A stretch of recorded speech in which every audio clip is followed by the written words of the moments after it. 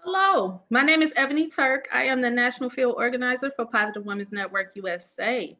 We're coming to you today to discuss the Gulf Coast winter storm, and just some of our thoughts about what's happening, and to let you all know, our members, PWN members, that we know that a lot of you are still out there dealing with um, the repercussions of what happened. We know you guys are rebuilding. We know people are, trying to get life back to some semblance of normal.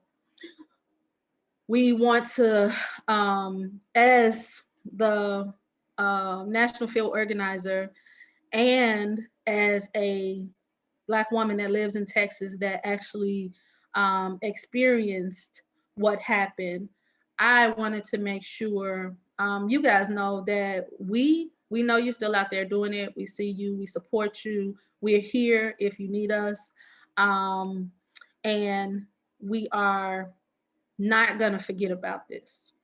I was in my house without power as well. I was cold. I was hungry. I was thirsty. My children were cold. My children were hungry. My children were thirsty, as well as other family members. I missed medication. It stressed me out. It's traumatizing. It reminded me of homelessness, something that I never thought, and I've worked very hard to prevent. I pay my bills every month to prevent things like this from happening. I work every day to prevent things like this from happening. But the state that I live in, the state of Texas, Dallas County, Texas, I know the whole state experienced this, but our individual leaders responded poorly, communicated poorly. And because of this, and because I'm, the organizer of the national membership body, where I live in Texas, I feel like we definitely have to hold somebody accountable. We can't just ignore this. We can't just let it go. We have to hold somebody accountable. So we will be doing that, but I'm gonna pass this over to Nana and let her talk about how she experienced it from another state. Hey y'all, thank you so much, Ebony. I'm Nana Kana, she, her, they pronouns, co-executive director of Positive Women's Network USA.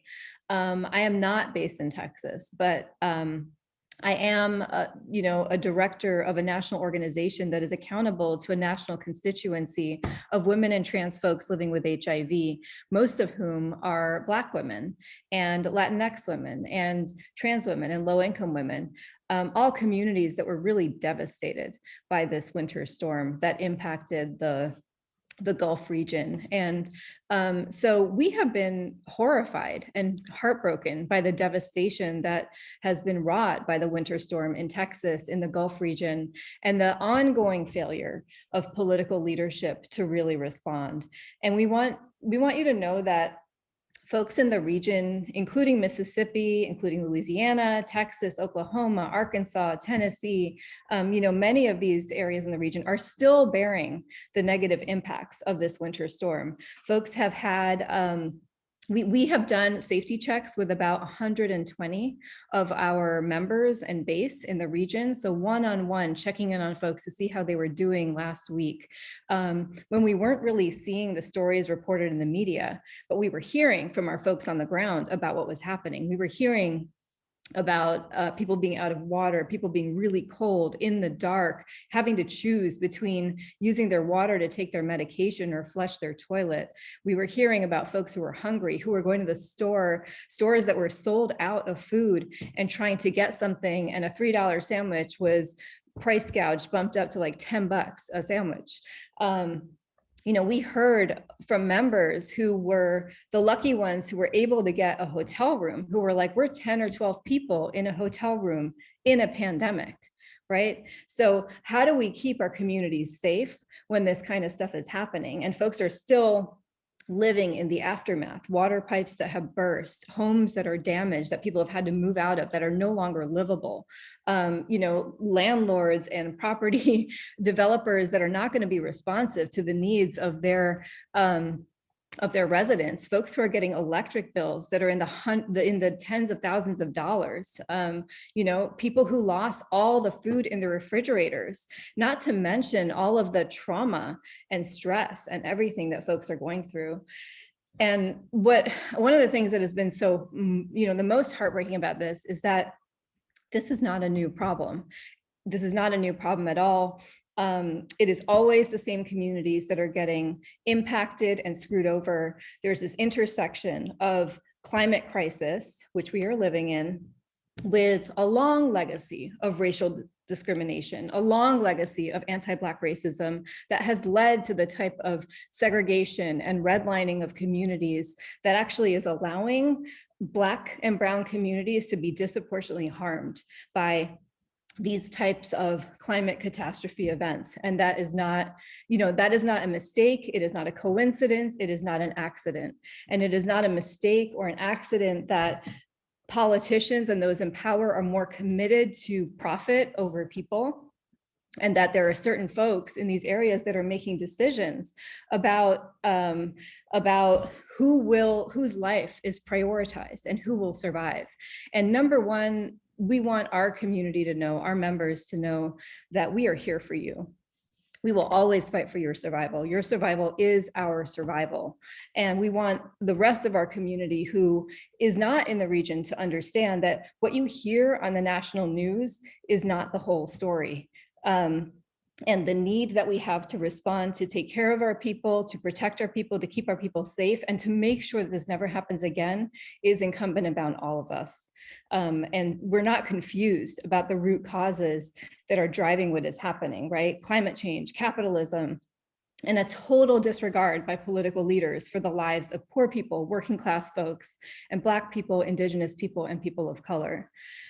So I'll pass back to Ebony to talk a little bit more about some opportunities to respond.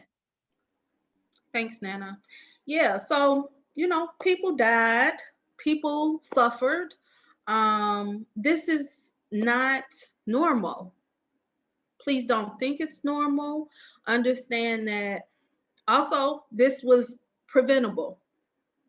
And it's not over. We'll continue to have climate issues, and we need our leaders to respond appropriately.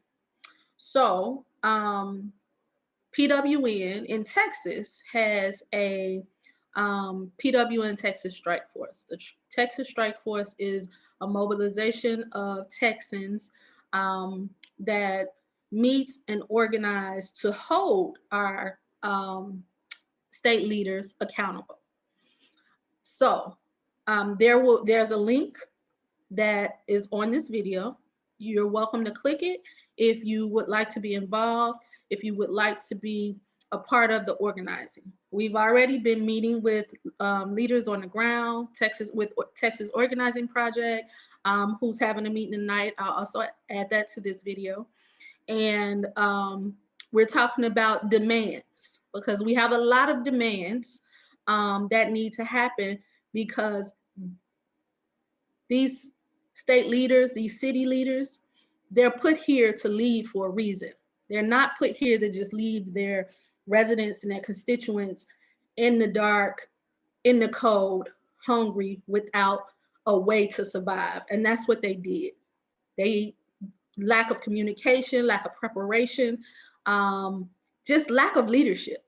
And if they can't lead us, then what's the point of them being there? So if you're mad and pissed off like we are, if you don't want this to happen again, and I'm sure you don't, please join us and help us organize. The one thing our communities most time don't have, although the community is who helped the community out.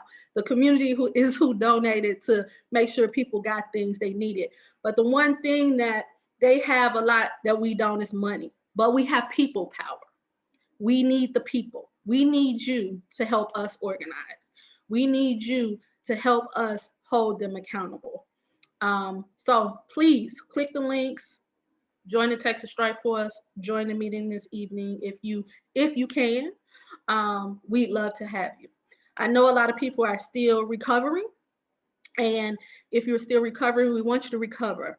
Um, I'm gonna stop there and introduce and let Shadon go, because we want you to also take care of yourself. We understand that everybody can't jump right into advocacy, which is fine. And if you can't, we definitely want you to take care of yourself, and we want to talk about that. Go ahead, Shadon. Hello, everybody. For those out there that are watching, I pray that everything is well with you. I hope that this message finds you in a warm, dry place, because we do know what has happened and what we all have experienced. Like Ebony, I am also here in the Houston, Texas area. Experience, yes, being cold in my home, seeing my breath. Being without power for almost 3 days and without water for over 5 days, and having to throw everything in my refrigerator and freezer away. And so, yes, I had to experience the aftermath of Winter Storm Uri, and it wasn't fun. It wasn't an experience that I would wish upon anybody else. I am Shadon McCants, as I stated. I am a licensed professional counselor. And so I'm here, guys, just to help you, just kind of remember, mind your mental in this season. Don't forget how important your mind, body, and soul is, because they're all connected.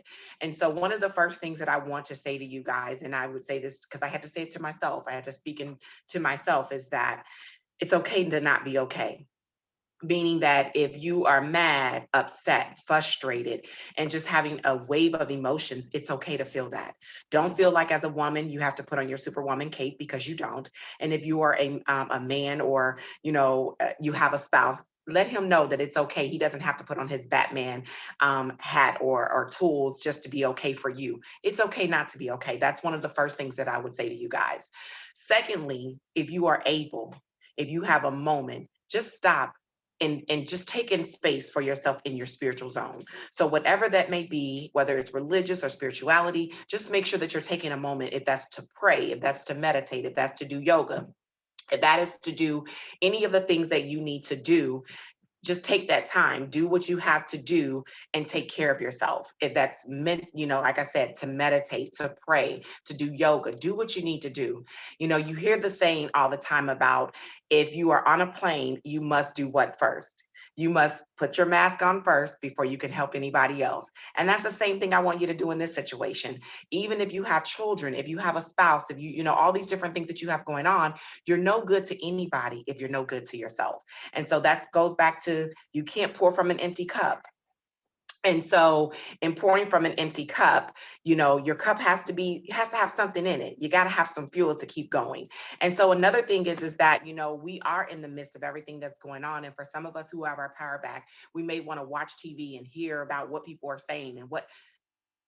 If you're an empath, if you're anybody that has, energy flowing through you, then guess what? That may not be the best thing for you. So what I charge you to do is maybe take some time and don't watch it as much. Check in, give yourself a regimen, maybe in the morning, the midday, or evening, but don't stay on it all day, and don't, because it's triggering. For us who have experienced, living through Winter Uri and literally observing what has happened, you're seeing people's pipes burst. That is real. I have so many people right now that are still in their homes with ceilings wide open. And so it's devastating. So what I want you to do is minimize yourself from triggering, from being triggered. Another thing is that if you have the bandwidth, like she said, so Ebony is asking you to, if you have the bandwidth to do and come on board with advocacy, do it. But if not, be okay with again, not being okay to do that in this season, not at this time.